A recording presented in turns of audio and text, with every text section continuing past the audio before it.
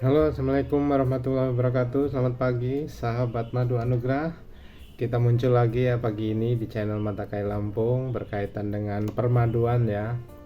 Oke, hari ini sedikit banyak kita akan mengulas tentang bagaimana ketauhidan kita atau sedikit mengisahkan Allah dalam pengobatannya. Seolah-olah udah ini, waduh, di belakang ada channel YouTube-nya. Oke, jadi begini. Kita akan mulai dengan madu murni, madu anugrah. Ini dari PT Anugrah Sejahtera Bersama yang ada di Metro Lampung Tengah, tepatnya di Kauman. Mereka berkomitmen menghasilkan madu yang murni. Kenapa mereka mengatakan madu murni? Karena saat ini madu adalah sebuah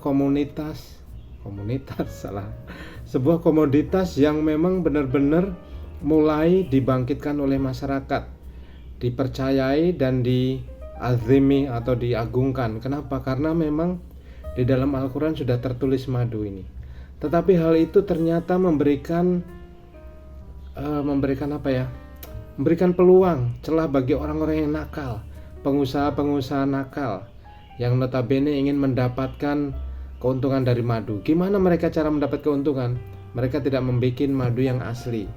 Ini insya Allah dari Madu Anugrah kami menciptakan madu, bukan menciptakannya, mengoleksi madu yang asli 100%, tidak ada campuran. Nah, bagaimana saya katakan orang-orang yang nakal ini, mereka mengusahakan madu. Contoh, mereka berani mengklaim madu kami asli, atau kami bisa menyetok jutaan barel madu. Oke, bagaimana seperti itu? Karena meningkatnya permintaan pasar, karena seorang sudah mulai mentakzimi atau mengagungkan madu, atau istilahnya mulai bertakzim dengan madu untuk pengobatan, maka muncullah celah. Mereka memproduksi madu palsu atau madu asli dengan komposisi yang benar-benar tidak asli, separuh, seperempat, atau bahkan setitik madu yang disematkan pada madu-madu mereka, produk madu mereka. Karena apa? Keuntungan duniawi. Insya Allah kami dari PT Anugrah mengoleksi madu yang benar-benar asli 100%, bahkan kami menjamin atau menggaransi 10 kali lipat uang akan kami kembalikan jika madu kami palsu. Lain halnya kalau ada yang jahat ya. Oke, jadi bagaimana bisa madu yang jahat ini merusak kita? Selain dari merusak perekonomian, dia juga merusak kesehatan. Kenapa? Ada seseorang yang punya resiko besar terkena diabetes karena dia mentakzimin madu, bahwa madu adalah kesehatan, madu bisa meningkatkan kesehatan, minumlah tiap-tiap hari. Apa yang terjadi dalam masa peminuman, akhirnya dia menderita diabetes. Kenapa? Karena harusnya dia menghindarkan atau mengurangi kalori atau gula, dia ketemu dengan madu yang palsu, akhirnya terkena diabetes. Itu banyak sekali terjadi dan saya mengalami maksudnya ada beberapa tetangga dan beberapa pasien yang datang minta bantuan ke saya. Seberapa pasien kayak kita ini dokter hebat apa? Bukannya, beberapa tetangga yang konsultasi dan minta bantuan ke saya. Ada salah satu, kita sebut namanya dengan A. Pak A ini mengonsumsi madu, dan waktu itu kebetulan mertua saya juga beli. Jadi ada seseorang dari daerah barat sana, katakanlah dia Muara Enim atau Batu Raja ya, daerah sana, datang ke lokasi kami di daerah sini, di perumahan ini, menjual madu tanpa label, kotakan, dan mengklaim, Pak, kami bisa menyiapkan 1 ton siap. Kami jadi harusnya berpikir 1 ton, kalau memang dia punya peternakan yang handal bisa. Tetapi kalau dia mengatakan ini dari madu koleksi dari orang yang mencari di hutan, itu kemungkinan sangat sulit, kecuali dia mengerahkan berapa kabupaten mungkin ya. Jadi itu menjadi kecurigaan bagi kami. Ternyata betul. Jadi kebetulan orang tua saya juga membelinya, dan Pak S ini juga membeli. Nah, punya bapak saya ini kemudian karena belum sempat langsung diminum, ditaruhnya di kulkas. Ditaruh di kulkas. Hari pertama mulai ada guratan kuning. Hari kedua mulai lebih banyak. Hari ketiga, hari keempat, hari kelima, hari keenam, hari ketujuh, 1 minggu kemudian menjadi karamel. Madunya menjadi kuning dan tidak bisa dimakan, padahal itu bukan di freezer. Nah, jadi kalau kalian mau mengetes keaslian madu, taruh aja di pintu kulkas, gak usah di freezernya. Kalau dia menggumpal menjadi karamel kuning dan tidak bisa dimanfaatkan atau dimakan atau diminum, yakinlah bahwa itu adalah madu palsu. Nah kemudian Pak S ini, karena dia tidak seperti mertua saya, diminumlah dia tiap hari. Dia punya resiko diabetes karena usia sudah senja. Jadi kemampuan pankreas tidak bisa diremehkan. Maksudnya tidak bisa dibebani dengan kebiasaan yang yaitu mengonsumsi gula berlebih. Akhirnya apa? Dia terkena diabetes. Kebetulan mertua saya, kebetulan dia disimpan dan tidak terjadi diminum karena dia menjadi karamel. Kalau ditaruh di luar mungkin tetap akan sama seperti ini madu itu. Tapi begitu ditaruh di dalam kulkas dia menjadi karamel. Nah, itulah kenapa saya tekankan bahwasanya di dalam dunia permaduan ada juga orang yang berniat buruk, mencelakai orang walaupun tanpa sengaja atau dengan sengaja, karena dia hanya mengejar materi dunia semata. Nah ini kami dari Madu Anugrah, insya Allah ini adalah madu asli dan kami menggaransi 10 kali lipat uang kalian akan kami kembalikan jika kalian menemukan madu kami adalah madu palsu. Wow, nah ini. Dan madu yang asli tidak akan mengental karena dia tidak ada campuran. Kemudian dia juga tidak akan liar. Oke, lanjut. Jadi kenapa madu ini bisa menjadi obat? Secara sunatullah, kembali lagi saya tekankan bahwa di dunia ini tidak ada yang alami. Kenapa? Kita harus menggantinya atau kita harus mulai membiasakan diri bahwa itu adalah sunatullah atau kehendak Allah. Allah mensematkan, Allah menciptakan, Allah menakdirkan. Madu di dalam surat An-Nahl 68 dan 69 Allah mengatakan bahwasanya Dia memerintahkan lebah untuk mencari makan, kemudian di dalam kegiatan lebah tadi akan menghasilkan madu yang berwarna-warni, minuman berwarna-warni menjadi obat. Oke. Itu dari yang di atas dia mengatakan seperti itu. Tapi di sini ada nilai tauhid tersendiri. Jika secara umum digunakan manusia akan menjadi obat. Tetapi ketika dia mulai beriman, Allah sudah berjanji kepada orang beriman tidak akan serta-merta dibiarkan begitu saja. Apa yang sudah menjadi firman-Nya akan diuji dulu.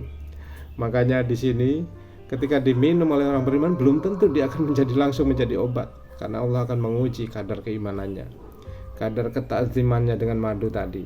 Sehingga ada yang minum. Karena ada satu riwayat bahwasanya Nabi kita Nabi Muhammad didatangi oleh seorang sahabat yang mengatakan bahwa saudaranya sakit perut. Beliau mengatakan berikan madu. Kemudian pulang sahabat itu diberikan madu. Kemudian balik lagi. Setelah balik apa katanya? Masih sakit ya Rasul, kasih madu. Ya, sampai 2 kali belum juga sembuh. Datang ketiga kali berikan madu. Jika memang, maaf ya ini hanya redaksi cerita. Jika memang bunyi hadisnya tidak seperti ini, tapi intinya bahwasanya sampai Rasul mengatakan Allah tidak akan pernah berdusta, Allah tidak berdusta, dan perut saudaramu itu yang berdusta atau bermasalah. Artinya di sini bahwasanya Rasul menekankan bahwasanya Allah tidak berdusta dengan madu ini di surat An-Nahl. Dia menjadi obat, tapi perutnya yang bermasalah. Ketika di kali ketiga diberikan madu tadi, saudaranya sembuh. Alhamdulillah. Itu adalah nilai tauhid. Kenapa? Nilai tauhid di sini bahwasanya Allah tidak akan serta-merta membiarkan orang beriman itu langsung. Dia juga akan menguji. Madu juga bisa menjadi ujian. Ketika kalian minum kok gak sembuh-sembuh, kalian harus memperbaiki keimanan dan tauhid kalian. Kenapa? Karena ini adalah salah satu modal ujian bagi seorang manusia. Bahwasanya mungkin bagi orang kafir atau orang non muslim, kita minum madu secara sunatullah, Allah menghendaki dia menjadi obat. Tetapi bagi orang muslim belum tentu langsung menjadi obat. Dia bisa juga akan diuji bagaimana kadar keimanan dia dengan madu tadi.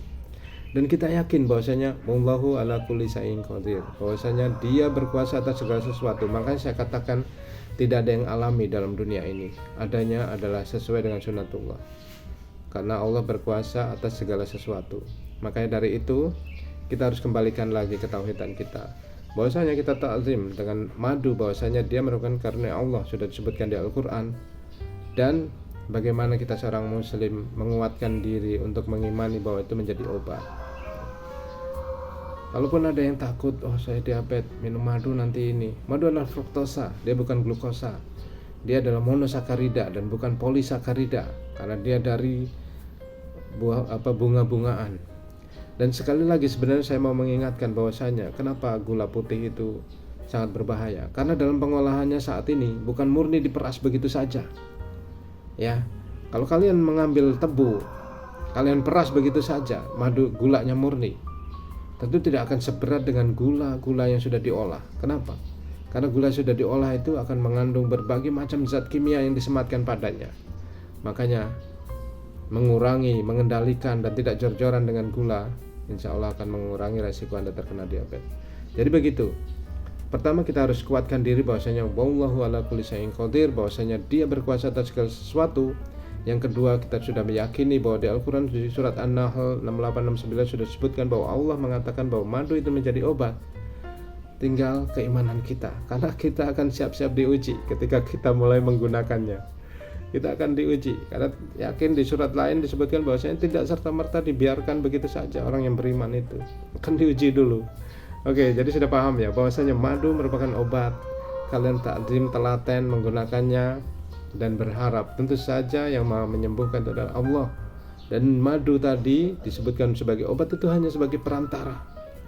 Bahkan kadang kita melihat suatu takjuban dan suatu keajaiban, seperti seorang kiai mengobati hanya dengan air, ya, air putih, diberi bacaan, diminum, dan dia yakin bahwa Allah yang menyembuhkan, maka dia akan sembuh. Ya, jadi seperti itu nilai ketauhidan. Bahwasanya madu, Rasulullah sampai 3 kali mengatakan bahwasanya yang terakhir bahwasanya Allah tidak akan mungkin bohong dan perut saudaramu itu yang bermasalah. Sehingga diminumkan ketiga, mungkin di situ nilai tauhidnya ada. Orang itu sudah mulai yakin bahwasanya dia diuji juga oleh Allah sehingga terjadilah kesembuhan. Mungkin itu sedikit dari pengetahuan yang saya dapatkan bahwasanya saat ini madu menjadi komoditas yang punya potensi untuk berada dalam sasaran penipu-penipu dan sasaran orang-orang yang berbuat jahat. Bahwasanya mereka menjual madu atau mensematkan madu dengan kebohongan belaka. Bahkan saat ini ada madu sintetis. Mereka hanya menggunakan aroma dan ternyata bahan dasarnya adalah gula. Dan itu sangat berbahaya bagi kalian. Maka saya memberikan suatu kesempatan kepada kalian. Ini madu kami asli, ini ada barcode-nya, ini ada berbagai macam yang disematkan padanya, dan kami punya komitmen bahwasanya madu asli kami akan kami kembalikan 10 kali lipat dari pembelian kalian jika ternyata madu ini palsu. Dan sudah dicoba, nih ada umprok-umproknya dan ini adalah asli. Dan peternakan kami ada di Bandung, ya, di Bandung, dan di Lampung di Metro ini dijual dengan sistem networking supaya kita lebih memudahkan. Jika kalian percaya saya kalian bisa mencari saya berada di mana dan madu saya berasal dari mana, itu jelas di sini ada barcode-nya. Untuk itu saya memberikan suatu kesempatan pada Anda untuk mencoba madu kami 100% alami. Kok ditulis alami? Oke, ini karena sudah menjadi istilah umum ya. Tapi bagi kalian jika mau merubahnya, alami itu maksudnya secara natural. Kalau bahasa Inggris secara alam ada. Tetapi kita harus membenahi bahwasanya dia tidak ada dengan sendirinya. Bahwasanya dia tetap bergantung daripada karunia Allah. 100% alami, karena gimana ya? Saat ini bahasa alami itu sudah merajalela karena itu duluan. Tapi dalam Islam dikatakan tidak ada sesuatu yang alami atau berada dalam kehendak sendiri-sendiri. Semua bergantung dari kehendak Allah. Bahkan sampai madu pun itu di surat An-Nahl 68 Allah memerintahkan lebah tadi untuk mencari. Itu tinggal di rumah-rumah penduduk, di gua-gua, di gunung. Sehingga dari perut lebah tadi akan keluar minuman berbagai macam dan akan menjadi obat. Oke, apakah itu alami? Tentu tidak, karena itu adalah perintah darinya. Ya, oke. Saat ini mungkin cukup ya. Jadi harus berhati-hati bahwasanya madu alami itu kami bisa menjaminnya. Madu yang sesuai dengan sunatullah, tidak kami campur dengan berbagai macam zat yang bukan madu sehingga berbahaya bagi kesehatan. Karena sudah dibuktikan bahwasanya ada madu yang menjadi karamel, membeku, tidak bisa dimanfaatkan, dan itu adalah madu palsu. Ada mungkin yang menjadi separuh. Nah, itu kan bukan berarti bukan alami, karena yang menggumpal separuh tadi namanya madu 50%. 50%-nya lagi adalah zat lain. Jadi karena ketidakjujurannya dia mengatakan madu itu asli, padahal madu itu dicampur karena dia membutuhkan banyak sehingga mau mencari keuntungan bagi manusia. Oke, terima kasih atas perhatiannya dan saya yakin Anda akan percaya kepada saya. Wah, begitu aja percaya. Ya, kami punya komitmen untuk menyajikan madu yang asli 100%, tidak ada campuran, dan ini akan menjadi solusi kesehatan bagi Anda. Kebutuhan imunitas, kebutuhan kesehatan akan Anda dapatkan dari kami. Bersama kami PT Anugrah Sejahtera Bersama memproduksi madu, ada juga madu obat, madu jamu. Nah, ini kebetulan yang alami. Ada yang madu jamu, madu hitam pahit, madu untuk black honey untuk ketahanan kejantanan, madu untuk lambung, madu spirulina, madu untuk kanker pun, madu bajaka. Dan saya memberikan kesempatan kepada siapa saja yang lagi berada dalam pengobatan, kalian sematkan madu ini sebagai tambahan, komplementer, supaya kalian lebih mendapatkan hasil yang maksimal, tidak sia-sia. Oke? Dan mendapatkan kesehatan yang barokah tanpa sengsara mendapatkannya. Bagaimana sengsara? Kami sudah menyediakan madu. Kalian tidak perlu sengsara lagi merasnya, mencarinya di lapangan. Ya. Jadi semoga Anda yang lagi sakit akan diberi kesehatan, kesembuhan yang barokah, yang banyak dan tanpa sengsara mendapatkan kesembuhan tadi. Salah satunya dari madu yang sudah kami sajikan. Oke, terima kasih atas perhatiannya dan sekian subuh-subuh dari saya. Nilai tauhid sudah sedikit kita sematkan, mudah-mudahan bermanfaat apa yang menjadi saya berikan kepada Anda, dan insya Allah ini semua akan kembali kepada Anda, bagaimana Anda menentukan kehidupan Anda. Oke, saya akhiri. Wassalamualaikum warahmatullahi wabarakatuh.